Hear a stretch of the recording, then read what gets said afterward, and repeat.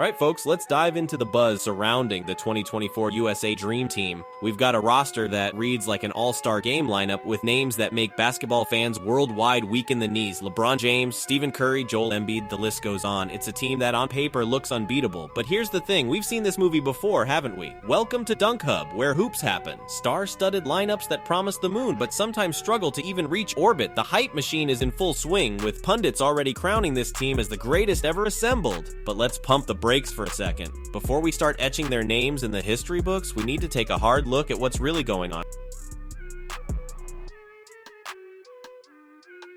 Are we getting carried away with the present, forgetting the giants of the past? That's what we're here to unpack today. Now let's rewind the clock a bit. When we talk about USA basketball dominance, two teams immediately come to mind: the 1992 Dream Team and the 2008 Redeem Team. These weren't just basketball teams, they were cultural phenomena. The 92 Dream Team with Jordan, Magic, and Bird didn't just win games, they revolutionized global basketball. They won by an average of 43.8 points per game, for crying out loud. The Redeem Team in 2008, led by Kobe and LeBron, reclaimed USA's basketball supremacy after the 2004 debacle. These teams set the gold standard, literally and figuratively. They didn't just compete, they dominated in a way that left no doubt about USA's basketball supremacy. The impact of these teams went beyond the court. They inspired a generation of international players. When we evaluate the 2024 team, we need to keep this historical context in mind. It's not just about winning, it's about how you win and the legacy you leave behind. Let's break down this 2024 squad. We're looking at a team that individually could fill an entire all-NBA roster. LeBron James, the ageless wonder, still dominating in his 21st season. Stephen Curry, the greatest shooter in NBA history, changing the game every time he steps on the court. Joel Embiid, a 7-foot monster who moves like a guard and scores like a forward.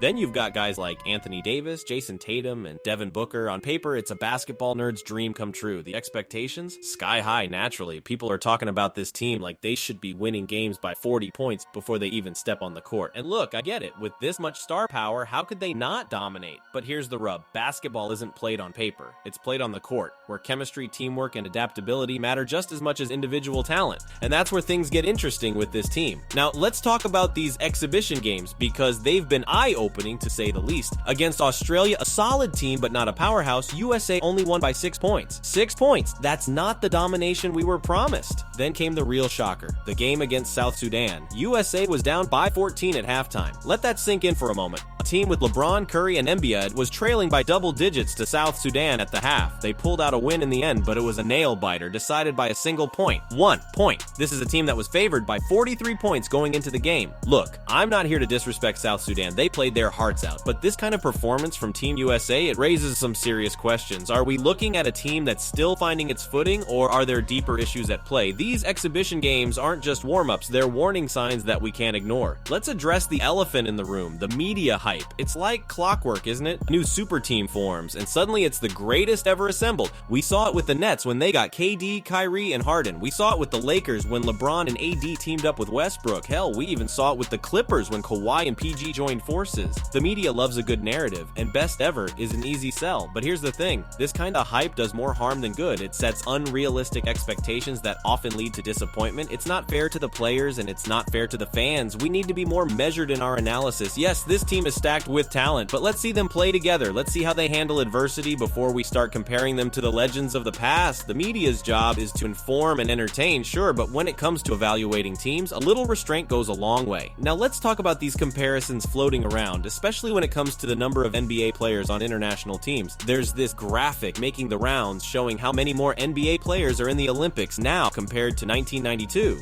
At first glance, it looks damning for the original Dream Team, right? But hold on a second. This is a classic case of quantity over quality. Sure, there are more NBA players spread across international teams now, but how many of those are role players who barely see the court? How many had a cup of coffee in the league before heading back overseas? In 1992, you had guys like Drazen Petrovic, Arvydas Sabonis, and Tony Kukoc, who were absolute legends in their own right. They might not have been in the NBA at the time, but they were world-class talents. We can't just count jerseys and call it a day. We need to look at the impact these players have. It's not about how many NBA players are in the tournament, it's about the level of competition they bring, this kind of surface-level comparison does a disservice to both the past and the present of international basketball. Let's dive into something that doesn't show up on the stat sheet but can make or break a team: chemistry. You can have all the all-stars in the world, but if they can't play together, you're in trouble. This 2024 team, they're facing some real challenges in this department. We're seeing a lot of ISO ball, careless turnovers, and defensive lapses. It's like watching a pickup game at times with everyone trying to be the hero. And look, I get it. When you have that much talent on one team, everyone wants their moment to shine. But international basketball is a different beast. You need cohesion. You need guys willing to sacrifice their ego for the greater good. Remember the 2004 Olympics? That team had plenty of stars too, but they couldn't get it together and ended up with bronze. Chemistry isn't something you can force or fake. It takes time, it takes trust, and sometimes it takes a wake-up call. These guys need to figure out how to play together and fast, because all the talent in the world won't save you if you're not on the same page when it matters most. Let's take a moment to appreciate how much the global basketball landscape has changed. Back in '92, the Dream Team was introducing much of the world to high-level basketball. Fast forward to today, and the game has gone truly global. We've got MVP candidates from Serbia, Greece, and Cameroon. The last 5 NBA MVPs weren't even born in the United States. That's not a coincidence. That's the result of decades of global basketball development. Countries like Spain, Australia, and Serbia aren't just participating anymore, they're legitimate contenders. The level of competition has skyrocketed, and it's not just about having 1 or 2 star players. These international teams have systems, they have chemistry, and they have a chip on their shoulder when they face Team USA. They're not scared of the stars and stripes anymore. If anything, beating the USA is the ultimate goal for these teams. It's a different world out there on the international stage, and Team USA can't rely on reputation alone. The days of showing up and expecting to win by 40 are long gone.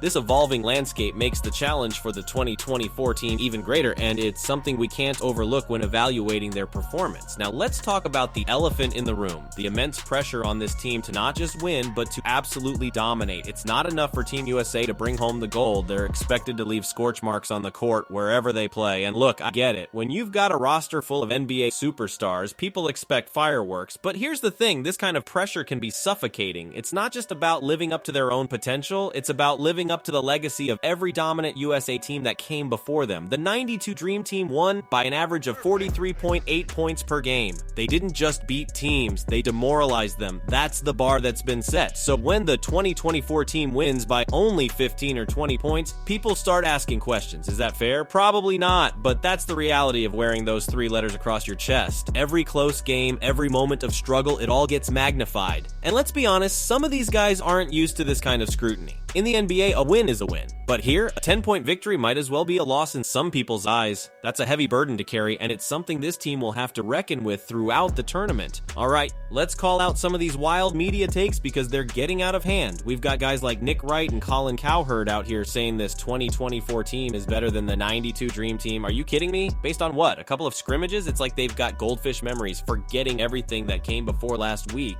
Then we've got analysts predicting this team will steamroll the competition, win every game by 30 plus. Have they been watching the same exhibition games I have? It's not just the hot take artists either. Even respected journalists are getting caught up in the hype, throwing around terms like unbeatable and historic. Look, I'm all for excitement, but this is ridiculous. It's doing a disservice to the players, setting them up for failure if they don't meet these astronomical expectations, and it's disrespectful to the competition. These international teams aren't just there to be steamrolled. They're talented, they're hungry, and they're not buying into this hype. The media needs to pump the brakes, take a step back, and start offering some real nuanced analysis instead of these over-the-top proclamations. Let's talk about the king, LeBron James. At 39 years old, he's defying father time and still playing at an elite level. That game winner against South Sudan, classic LeBron. But here's where it gets interesting. Joel Embiid, his own teammate, came out and basically said, LeBron isn't the same player he used to be. And you know what? He's not wrong. LeBron isn't the same athletic freak he was a decade ago, but that's not necessarily a bad thing. What LeBron brings to this team goes beyond just his on-court skills. He's a leader, a basketball savant with unparalleled experience on the international stage. His basketball IQ is off the charts, so while he might not be yamming on people like he used to, his impact is still massive. He's the glue that can hold this team together when things get tough. And make no mistake, things will get tough. The question is, can LeBron navigate this team through those rough patches? Can he be the steadying force when the young guns are trying to play hero ball? That's the X factor here. LeBron's leadership might just be the difference between a good team and a great one. Now let's shine a light on the unsung heroes of this team, the role players. players. Guys like Drew Holiday and Derek White might not grab the headlines, but mark my words, they're going to be crucial to this team's success. Take Holiday, for instance. His defensive intensity in that South Sudan game was a game changer. He's the kind of player who can completely disrupt an opponent's offense. And White, man, that block at the end of the game was clutch. These are the guys who do the dirty work, who make the plays that don't always show up in the box score but win you games. In international play, where every possession counts, having players who can lock down on defense, make the right pass, or hit a timely three can be the difference between gold and silver. It's easy to get starry-eyed over the LeBrons and Currys of the world, but championship teams are built on the backs of role players who know their job and do it well. The success of this team might very well hinge on how well these role players perform and how the stars utilize them. It's not always about who can score the most points. Sometimes it's about who can make the crucial stop or the smart play at the right moment. These close games in the exhibition matches, they're not just wake-up calls, they're valuable learning experiences. Team USA needs to take a hard look at what went wrong in these games. The sloppy turnovers, the defensive lapses, the stretches of stagnant offense, all of these issues need to be addressed, but it's not all doom and gloom. These challenges are exposing weaknesses that can be fixed before the games really start to count. Maybe it means tweaking the rotation, finding lineups that work better together. Maybe it's about setting clearer roles so guys aren't stepping on each other's toes out there, or perhaps it's as simple as building that team chemistry, learning each other's tendencies and preferences on the court. Whatever it is, the coaching staff needs to be proactive. They can't just rely on individual talent to bail them out. International basketball is a different beast, and these close games are a reminder of that. The team that shows up in the Olympics needs to be sharper, more cohesive, and more disciplined than what we've seen so far. If they can learn from these struggles and make the necessary adjustments, they'll be better for it when the stakes are highest. It's time we have an honest conversation about balancing the hype surrounding this team with the reality of what we're seeing on the court. Look, I get it. It's exciting to see all these superstars on one team, but we need to pump the brakes on the greatest ever talk until we see some results. We're doing a disservice to both the current team and the legends of the past when we make these premature comparisons. The 2024 team hasn't earned that status yet, and it's unfair to put that kind of pressure on them before they've even played a meaningful game. At the same time, we can't ignore the talent on this roster. These are some of the best players in the world, period. The potential is there for something special, but potential doesn't win gold medals. Execution does, performance does. We need to find a middle ground where we can appreciate the talent on this team without losing sight of the challenges they face. Let's judge them on what they do, not what we think they might do. It's okay to be excited, but let's keep that excitement grounded in reality. This team doesn't need to be the greatest ever to be successful. They just need to be the best version of themselves. All right, let's bring it home. The 2024 USA basketball team is a fascinating case study in hype versus reality. We've got a team loaded with individual talent, facing sky-high expectations and showing some very human flaws in their early outings. Are they going to dominate the Olympics? Maybe. Are they the greatest team ever assembled? That remains to be seen. What we do know is this: they have the potential to be special, but potential alone doesn't win gold medals. As fans and analysts, our job isn't to crown them before they've earned it, nor is it to write them off because of a few shaky exhibitions. Our job is to watch, to analyze, and to appreciate the journey. This team is going to face real challenges. The competition is fierce, the pressure is immense, and the world is watching. But that's what makes great sports stories, isn't it? Don't forget to share your thoughts in the comments, like the video, and subscribe for more basketball content. And that's a wrap from DunkHub. Catch you in a few days. Stay ballin'.